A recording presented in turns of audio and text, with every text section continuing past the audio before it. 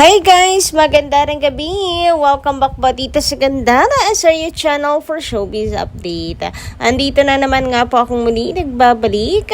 Ang nagmamaganda ninyo kachismosang Kimpang, wala na nga pong iba si Gandara upang magatid sa inyo ng latest update and fresh happenings patungkol kina Kim Chiu and Paolo Avellino. And para nga po sa gabing ito, so, ayan. Ang tatalakayin natin pag-uusapan ay may kinalaman nga po dito kay Pao na may pasuspense pa and syempre tungkol sa nilang dalawa ni Kim Chiu about po sa The Alibay. Pero bago po ang lahat ng yan, sa mga di pa nakaka-subscribe dito sa ating channel, i-click nyo lang po yung subscribe button natin at notification bell na nariyan sa baba para mag-updated po kayo at ma-notify tuwing may bago tayong chika at balita hinggil sa Kim Pao. Basta po mga balita na may kinalaman kina Kim Chiu and Paolo Avellino, sagot na po natin yan. And bilang pasasalamat ko sa mga walang sawa po nakasubaybay parate sa ating channel, and syempre kina Kim and Paolo narito at meron po akong ilang comment na napiling basahin ngayong gabing ito, and shout out na rin sa lahat ng nanonood ngayon. Anyway, ang first comment natin na napiling basahin tonight ay nagmula po dito kay Ma'am Helenita Catalasan. So, tungkol po ito sa tawag dito, dinner ba yun, na magkasama po sila Derek Loren and Paolo Avellino. So, ito nga sabi ni Ma'am Helenita, "Good morning, Gandara. Bakit magiging happy si Kimi? Nakayuko at nakakap pa. Walang respeto sa hapagkainan. Hindi ako bashers pero bakit ganyan si Paolo Avellino? Nakayuko. Hindi naman taping yan. Bakit nakayuko?" From Paris, France. Bahala sa Idol Kimi kung si Paolo Avellino ang pipiliin niya. Basta ako panonoorin ko pa rin ang Kim Pao. God bless Gandara and God bless Kim Pao. Put God in the center of your life. So, ayan, inuunahan ko na sa lahat ng magsasabi na basher, si Ma'am Helenita Catalasan. So, minsan talaga matatawag natin basher kapag may sinabing negatibo sa Kim Pao. Isipin na lang po natin, in real life, talagang halimbawa, yung mga parents natin, kapag kinokorek po tayo, is parang monster, di ba? Yung tingin natin, or ano natin sa magulang natin, ang sama na ugali, kalaban, kontrabida, monster nga. Dahil kinokontra tayo eh. Pero yun yung nakikita ko kasi kay Ma'am Helenita Catalasan, very mother kasi yung, tanggalin ng sombrero pag nasa loob ng, kahit nasa loob ng simbahan, nasa loob ng bahay, basta may bubong na, dapat wala ng sombrero, lalong higit sa hapagkainan. Very nanay kasi, naalala ko lang yung mga ganong payo before. So, alam niyo naman na senior na rin po siguro si Ma'am Helenita Catalasan, kaya yung level, tawag doon, yung ganyan disiplina, lakas maka 90s, 80s, ganyan. So, yun yung nais kong sabihin na siguro gusto niya lang i-correct si Pao or hindi lang siya sanay ng ganon na nasa hapagkainan pero nakasombrelo, and she want to correct Paolo about that. And tungkol dito, bakit nga imposibleng hindi alam ni Paolo? Hindi ko rin po alam, Ma'am Helenita. Ayoko rin naman panghimasukan si Paolo Avellino ng pangunahan. Magmarunong ba? So, ganyan. And hindi ko talaga alam. Pero para kasi sa akin, hindi naman kabawasan ng buong pagkatao ni Paolo Avellino. Just porque nakasombrelo sa pagkainan, kabawasan na at ano na yon, description na ng buong pagkatao niya. Hindi ko masasabing ganun. Basta ako nananatiling love pa rin si Paolo Avellino. Well, konting paalala siguro. And swerte nyo kung maririnig to ni Paolo. So, mareremind siya. Pero, ayun nga. Yun lang yung say ni Ma'am Helenita Catalasan dito. To be, lang din naman, transparent sa mga nagko-comment, sa mga commentors. And of course, kay Paolo and Kim.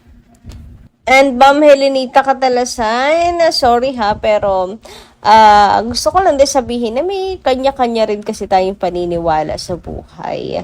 So, ayan. Anyway, sabi naman dito ni Ma'am baka humaba pa yung usapan natin and maglektsura na lang tayo dito.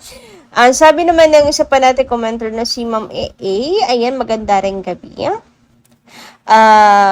Love you, Kim Pao. Masaya ang Kim Pao. Walang katotohanan. Happy ang Kim Pao. Hayaan muna natin na nasa Kim Pao ang desisyon. Magtiwala tayo.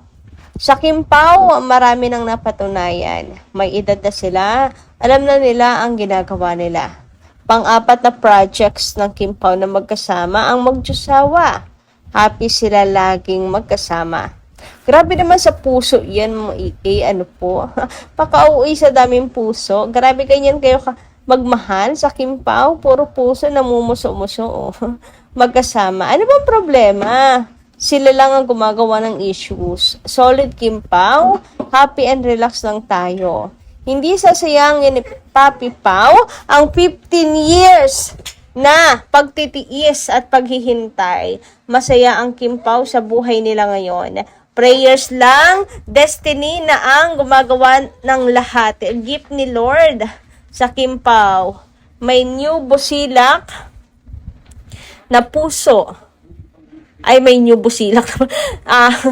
Gift ni Lord sa Kim Pao na may busilak na puso. Kim Pao forever na. Happy tayo. Enjoy and relax. Good luck and God bless. Paula Avellino, I can be your hero, babe. Kim. Hoy, grabe. Ano yung POV ni Paula Avellino? I can kiss away your pain. Stand by you forever. Ano ba? Kanta ba to? You can take my very breath away. Papi Paulo, true to his words. Pangarap ko ang ibigin ka, babe. Mahalin at alagaan. Pinapatunayan naman. Uy, grabe yung comment ni AA. Medyo nagulan ako kasi walang tuldok-tuldok pero puro puso-puso. But anyway, ayan, bawing-bawi naman dito sa huli. I can take my very breath away. Papi, true to his words. Pangarap ko ang ibigin ka, baby Kim. Huy, grabe naman nga yun. What if may ganyahang linyahan si Paolo kay Kim? Charot lang. Imposible. Napaka-ano ni Paolo Napaka-man of a few words. Anyway, dumako naman nga tayo dito kay Paolo. Grabe nga si Paolo, ano. Ewan ko ba kung dahil to sa kanyang character tulad ng sinasabi ni Derek Loren na in character si Papi or sadyang ganito lang talaga siya kasi usually naman naka-cap, naka-sombrero, naka-hoodie, naka-mask. And itong nakaraan parang pilit na pilit talagang tinatago niya yung kanyang self. Dahil walang available na mask, so towel na lang yung ginamit niya. Tatandaan nyo ba to nung nag-jogging sila before na bumalik sa Cebu? So, ayan, talagang for the tago si Paula Avellino. Meron ba siyang pakulo? Meron ba siyang tawag dito? Malaking sorpresa. May nilulutong kung ano pa man na sorpresa para sa lahat ng fans or tungkol sa kanyang character. Is it a surprise ba? Katulad ni Kim Chu, kapag pang publiko na yung kagaya sa Showtime, nag-hair extension, ganyan, or wig. Ito naman si Pao nagtatago in public. Ewan ko, anong meron, Paulo? Pansin ng mga fans talaga, si Pao, tagong-tago.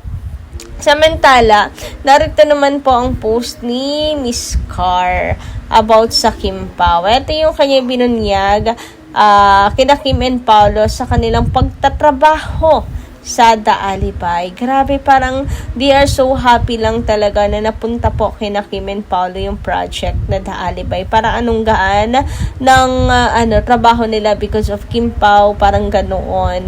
So, excited na po tuloy ako kasi mabusisi, wari talaga eh. So, ito nga sabi dito, so proud of our new show. So proud. Doon pa lang, alam mong kaabang-abang na. Masyado silang proud sa The Alibay na to.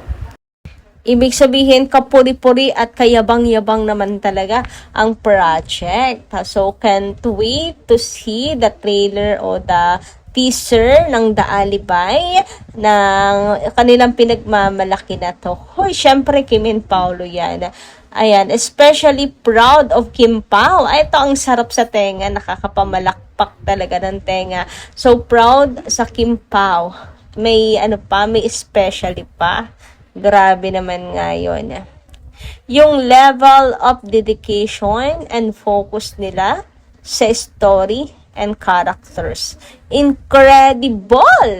Hoy, napaganon. Ang husay nila. Hoy, grabe! So, yung passion nila Kim and Paolo, yung kanilang dedication sa work na to ay bonggang-bongga daw talaga. So, yung pag-uusap lately nitong Kim Pao na nakita natin, tungkol talaga sa character ni Kim Chiu, pinagbubutihan talaga nila. Grabe. So, seryoso talaga sila sa project na to. Talagang naiinip na tuloy ako na mapanood siya. Kailan po ba? Palapag naman. Charot. Anyway, ayun nga. Ang husay daw nila Kim and Paolo. Mabusisi nilang pinag-uusapan ang bawat eksena. Iba. Amazing. O, di ba? Oo nga, mabusising pinag-uusapan. So, grabe. Iniisip ko din, bakit nga ba hindi nasundo si Alora? Ayan, meron pang thank you. Picture ata to ni si Kim ata kumuha ng picture sa kanya. Ayan, may credit kay Kim at Chinita Princess. So, yan lang muna guys sa ating update para sa gabing ito. Maraming salamat po sa inyong pakikinig. Kita-kits po tayo sa susunod ko pang chikas. Maraming po salamat.